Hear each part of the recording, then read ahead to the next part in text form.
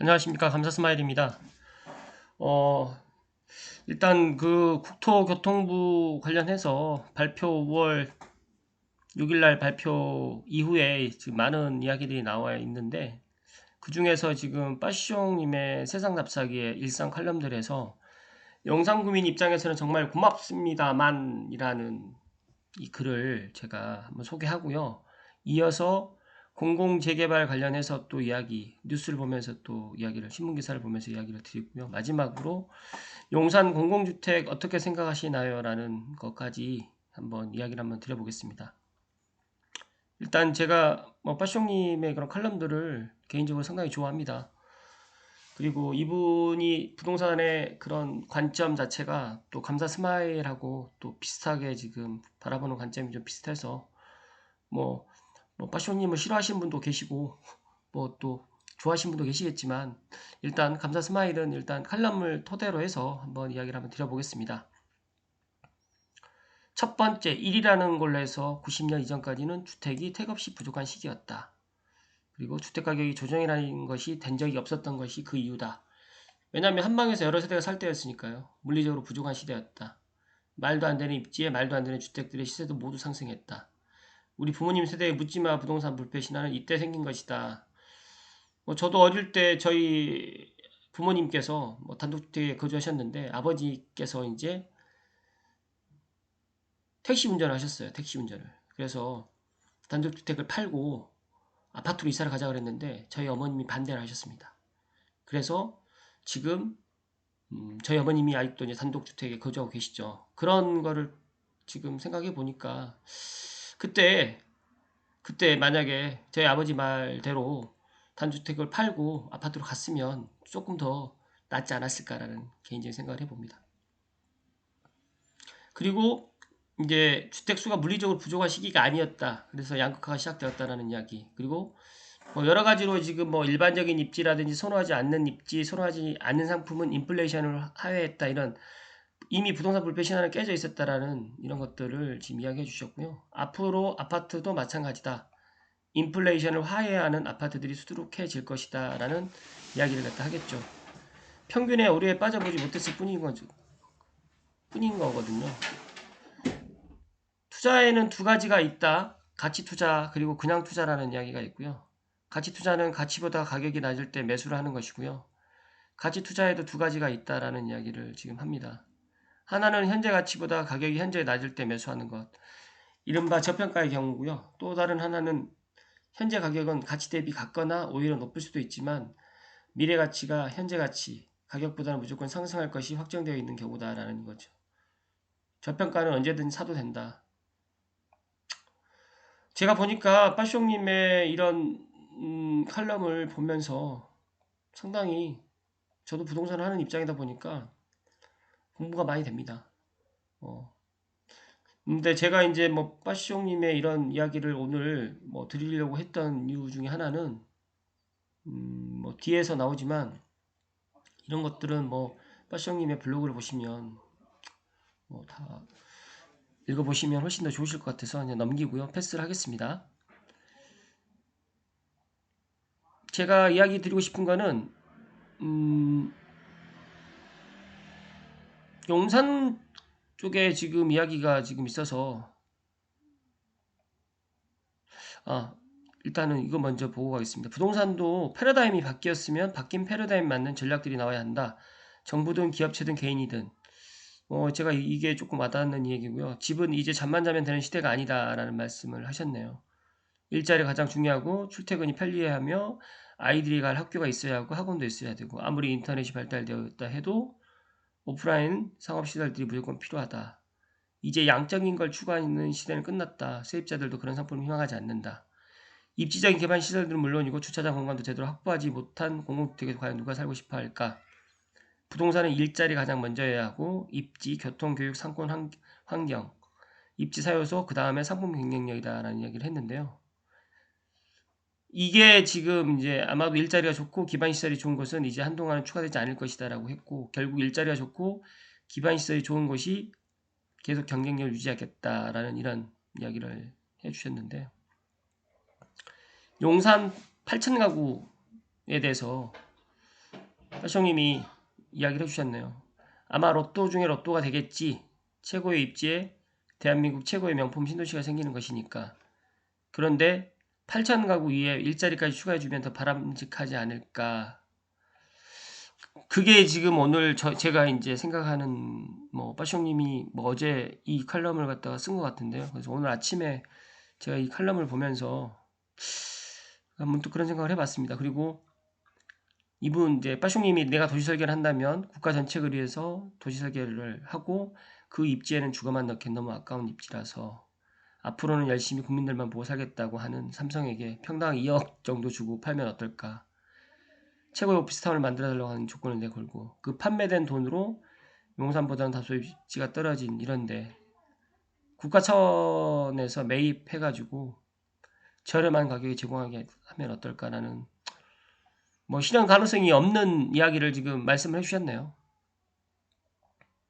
그래서 제가 이제 빠숑님이 이제 이런 이야기를 갖다가 한 거를 용산 개발이 돼서 이제 용산 국민에게 무조건 좋은 일이다라는 이야기랑 지금처럼 방치하는 것보다 무조건 호재다라고 했는데 공교롭게 이제 이런 뉴스가 나왔습니다. 용산 공공주택 어떻게 생각하시나요? 개발 계획 변경에 커지는 논란. 일단 정부가 서울 용산구 철도 정비창 부지에 8천 가구 주택을 건설하고 이 중 절반 안팎 관련해가지고 공공주택으로 분양할 계획이라고 밝히면서 부동산 시장에 정말 기대와 우려가 동시에 나오고 있습니다. 감사좀 할 생각도 정말 이곳을 어떻게 보면 이 용산이라는 저희 상징성인 우리 대한민국 심장에 8천 가구의 아파트를 공급하는 방안이 과연 최선의 방안인지 조금 저도 물음표를 남깁니다.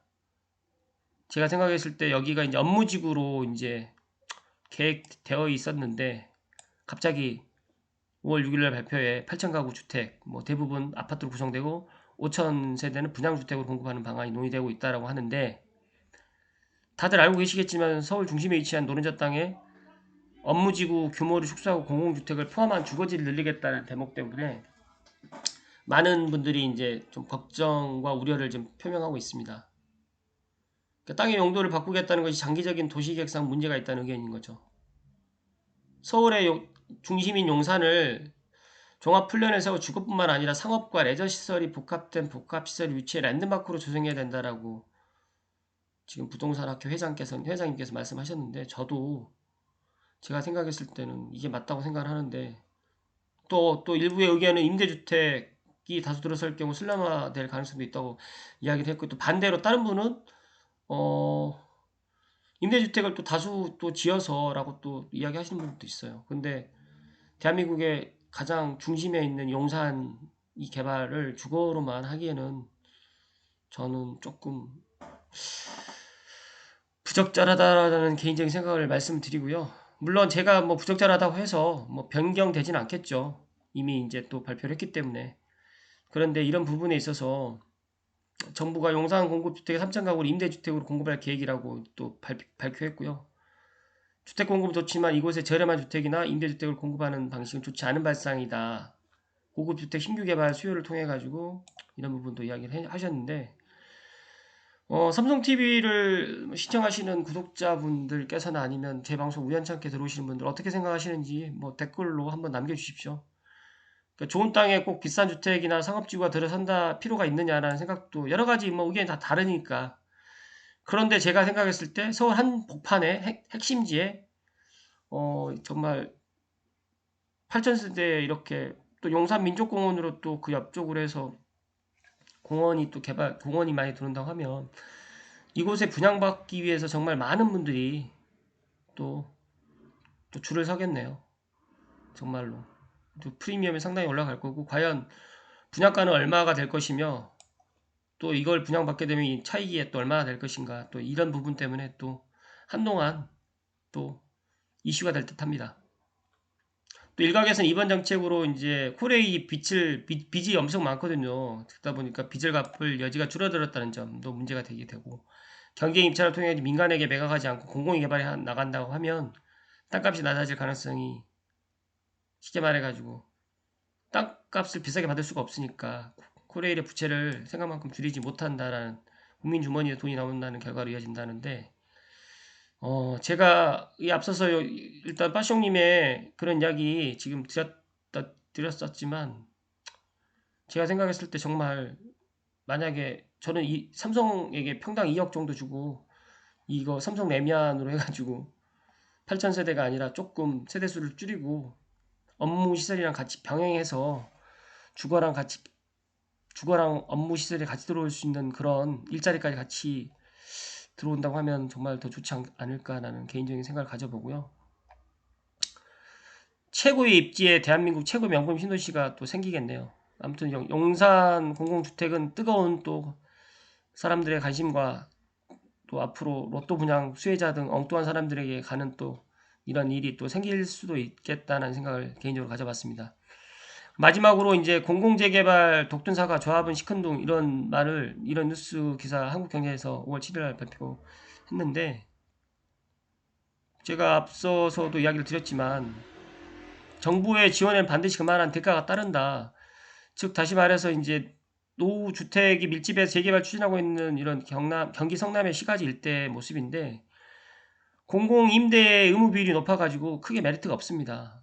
상한제 뭐 면제라든지 용적률 혜택 준다지만, 그렇기 때문에 조합에서는 크게 시행자로 참여하지 않을 거라고 이렇게 신문 기사에는 이야기를 했고요. 제가 생각을 했을 때도 크게 메리트가 없습니다. 그래서 간단하게 뭐 이윤이 많이 남지 않기 때문에 많은 그런 조합이라든지 뭐 그런 재개발 구역 추진위원장들도 제가 봤을 때는 공공개발을 하지 않을 가능성이 높겠다라는 생각을 해보고요.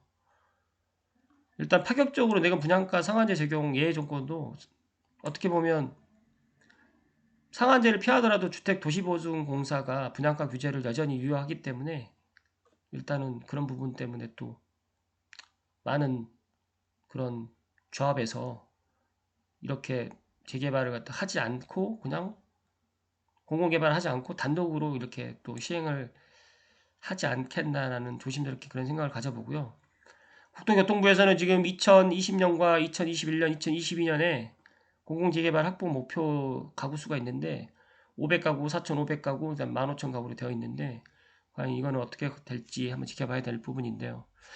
2000년도에 경기 성남에서 이제 처음 도입됐습니다. 공공재개발. 근데 20년이 걸렸고 우여곡절도 많이 있으면서 실질적으로 그렇게까지 공공재개발이 인기가 없었고 또 소요기간도 상당히 많이 걸렸습니다. 그래서 정부가 이제 우선 사업이 오랫동안 멈춰선 구역들이 참여할 것을 기대하고 있지만, 국토부 관계자의 말에 빌어서 이야기를 드리면 정비구역으로 지역됐지만 조합을 구성하지 못한 사업장이 서울에서는 102곳으로 파악되는데, 초기 단계 사업장이 주 대상이겠지만 사업 진도가 많이 나간 구역 또한 배제하지 않고 있다라고 설명을 했습니다. 근데 이거는 이제 앞으로 이제 정부에서 어떤 또 뭐 당근과 뭐 어떤 혜택을 주느냐에 따라서 또 달라질 수 있기 때문에 이런 부분도 또 지켜봐야 될 것 같고요. 또 이런 부분은 예전에 이제 뭐 지분 쪼개기라는 것들이 상당히 유행했었거든요. 뭐 최근에는 없었는데 만약에 또 이렇게 공공재개발 한다고 하면 또 신축 쪼개기 해서 지분 쪼개가지고 다세대 주택 지어서 분양 대상자를 늘리는 수법으로 또 이런 편법들 이런 또 성행할 우려가 있겠다라는 개인적인 생각을 가져봅니다. 국토부가 이제 일단 시장 모니터링도 강화하고 토지거래 허가구역 지정도 검토할 수 있다는 입장으로 지금 이야기를 하는데, 국토부에서 2022년까지 공공재개발을 통해서 2만 가구를 확보하겠다는 목표를 세웠습니다, 분명히. 근데 이게 이제 9월 공모를 통해 가지고 과연 시범 사업 부지가 어떤 식으로 확보될 것인지 지켜봐야 될 부분이고요. 만약인데 이제 이런 뭐 벼랑 끝에 몰린 사업장을 제외해서 참여자가 뭐 많지가 않다고 하면 다시 한번 뭐 조합의 수익성에 대한 보다 가감한 인센티브가 필요하다라고 이제 심교원 교수님께서도 말씀을 해주셨는데요. 제가 객관적으로 생각을 해도 공공재개발이 크게 이익이 조합 입장에서는 없기 때문에 이런 부분도 앞으로 또 어떤 메리트를 주느냐에 따라 달라질 거고요. 또 3기 신도시랑 같이 또 맞물려 있기 때문에 이런 부분 때문에 이게 정말 서울 쪽에 공공재개발이 과연 계획대로 될 것인지 저는 정말 50도 50으로 또 이야기를 드렸지만 한번 이것도 지켜봐야 될 부분도 하나 있고 또 이 문재인 정부에서 이제 차기 정권을 또 이제 그대로 가져간다고 하면 이런 것들이 뭐 그대로 유지된다고 생각이 되지만 또 만약인데 현 여당이 뭐 차기 정권을 창출하기가 또 힘들어진다고 하면 또 이런 또 계획도 또 전면 재검토가 또 될 수 있는 부분이 있기 때문에 이런 부분도 한번 지켜봐야 될 듯 합니다. 아무튼 용산 공공주택 관련해 가지고 또 제가 여러 가지로 지금 이 용산 개발에 대해서는 상당히 정말 감사 스마일도 용산이 개발되는 거에 대해서 상당히 반기는데 주택으로만 들어온다는 거에 대해서 좀 아쉽고 과연 이런 거에 대해서 또 어떻게 생각하시는지 한번 의견 남겨주시면 감사할 듯 하고요. 아무튼 오늘도 행복하시고요. 건강하십시오. 감사합니다.